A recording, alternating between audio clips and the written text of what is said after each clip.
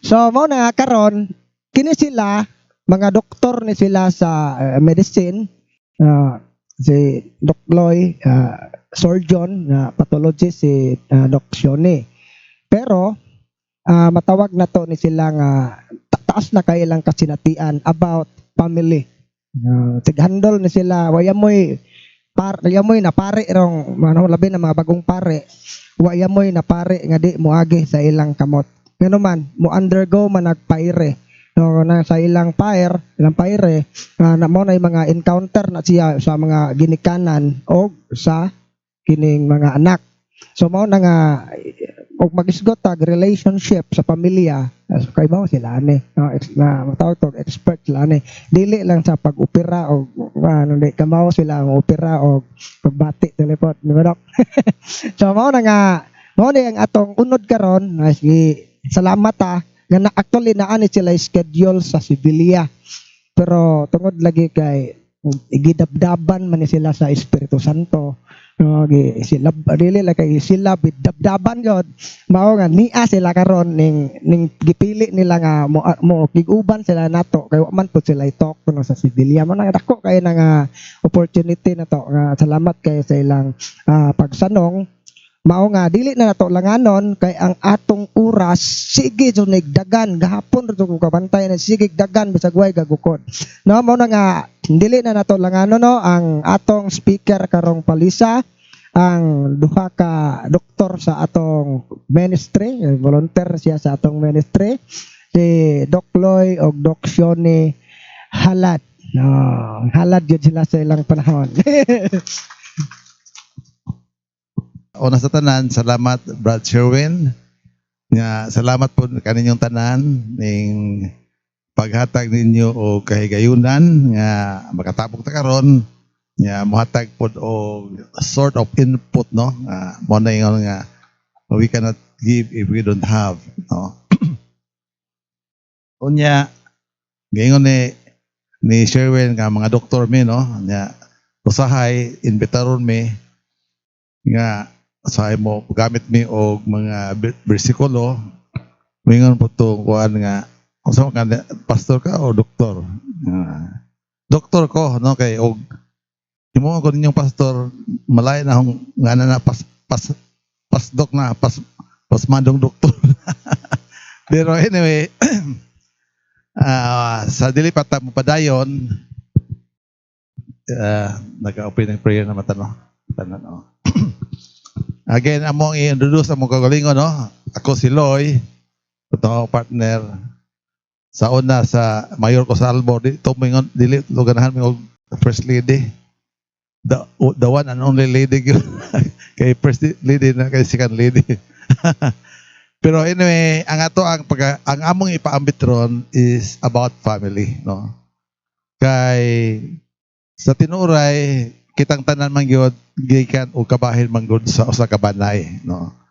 So I think it's also proper to reflect the basic institution that the Lord has created no mo ang banay no.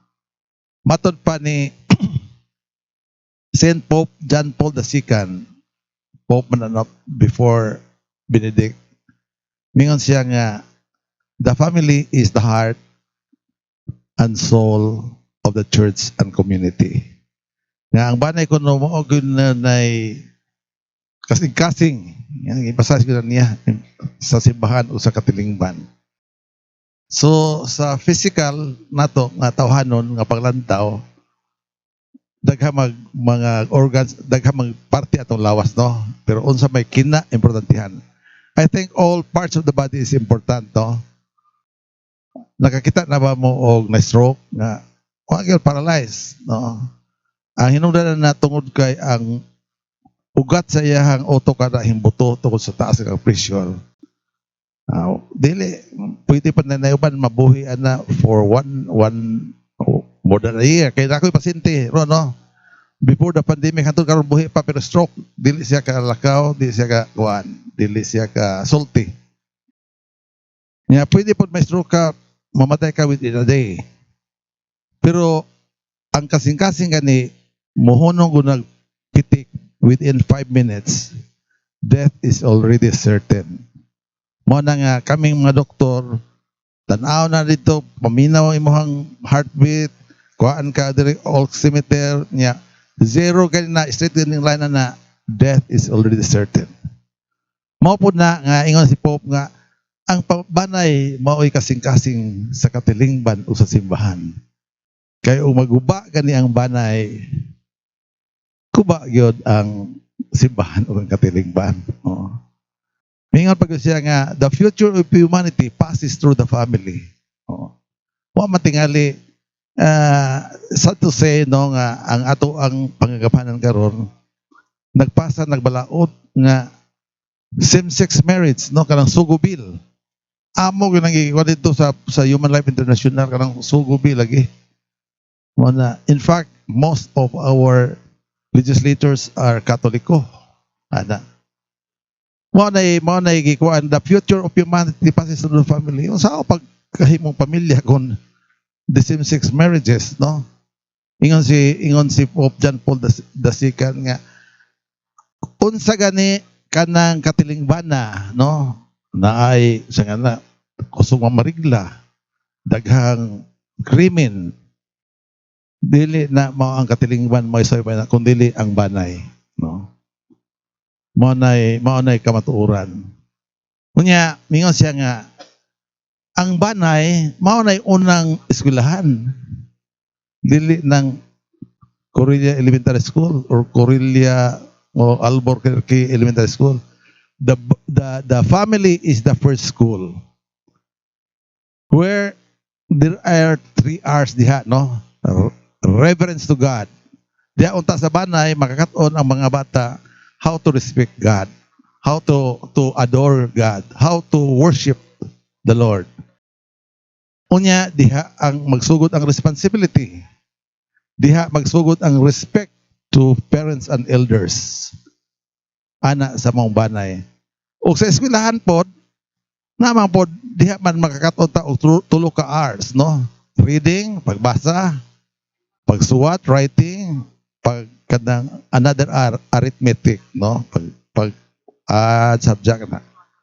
Unya sa banay, sa school na teachers nga mga professional. Pero sa banay kinsa may maestra diha. Kinsa may principal, ana. Dili ba kitang mga ginikanan? Mana na kay reverence to God, ha? Respect. O ang bata kanili na gyud nakatigom mo respeto. Dili kanito na moment that is part of our culture. Mao na kultura sa Pilipino nga ning mo amin, no? Kanang mo kiss. Di gyud nakatigong bata mo respeto sa iyang isig ka tao. When they will become parents like us, no? Nya responsibility. Unsa man ang responsibility? At least ako no kanang ahong apo, ako lang nang nang magsilhig. Kay ino nga ayaw silhig dili na kay don't unsa na do ayaw santa ang iyang initiative to work. Tagaan na siya kuan pero reviewhon god. Usa ka nang apo manglaba. Dili gyud maoy kuanan basta do na siya inclination to work. That is a sign of responsibility. So for school unya ang banay pod mo na gingon ni Pope John Paul the first church mao na ang simbahan, unang simbahan, dili ang Santa Monica Parish Church or kuan St. Joseph Cathedral Church. Our family should be the first church where catechism should start, no? Kana lang catechism nga ng panguros. Kani mga bata kuan niya kay kanang ang apol lang yun ay kanang mga ji bitaw prayer before meal wa na ka mauna. Paspas ng uban pero sila naman na no. Kay nya asa maday sila magkatunog simba. Diha sa banay ug ang parents gani dili mga ji dili mo simba, don't expect nga na ana. Mo na nga dali ra labnihon, no? Kay we all know that the devil is trying to destroy family. Mao gyud ay purpose sa banay, no? And we are not exempted of the trials and temptations of the devil. Kaya kami, naman po migaliw sa simbahan, usahay God, moadto imbitahon may mga kuha, magkalit lang may away. Pero if you are working with the Lord, makarecognize ka, no, this is no longer God's work. This is God, our devil's temptation to destroy sa ato ang mga plano. So mauna nga kita mga ginikanan, mao bitaw na nga karon gikan may sa demiya ga kuan kanang parents youth relationship enrichment aho yung permi challenge ang mga amahan. Kay out of pila to ka estudyante, upat ra ka amahan diha. Imagine ko na nimo, upat ra ka amahan. And we claim to be the father, the leader of the family. Ina nako sila nga leadership in the family is not authority. It is responsibility towards our family. Kita mga amahan, no? We should be the model. Model kay wala silang Rizal istorya ra tong mga to adaptan nila. Libro na nabasahan nila. Pero the real heroes now, the unsung heroes are the fathers. Mo na ayon. Oh. Nganong dagha kayo tungkol sa fathers, no? We have so many stories nga ang bata nakalas na sa laag because of relationship with the father. Oh. Naay kuan nga ang iyang amahan very good writer, very talented. Every time anang bata nakaya sa ko subuha kay busy ko ron na mao na iyang upbringing. Pagka teenager niya dito siya sa iyang barkada and they committed crime. Napriso sila. Nga during the hearing, attended ang mga ginikanan na ingon ang bata, ay ingon ang bata sa huwis, adoy, pagkaluin nimo anak ka o mga high level, high end o sa high end nga ginikanan. Nganong imo man nang gibuling-bulingan imong bansagon. You know what? The little boy, the teenager said, ingon siya nga, Judge, I don't blame you for giving me this verdict.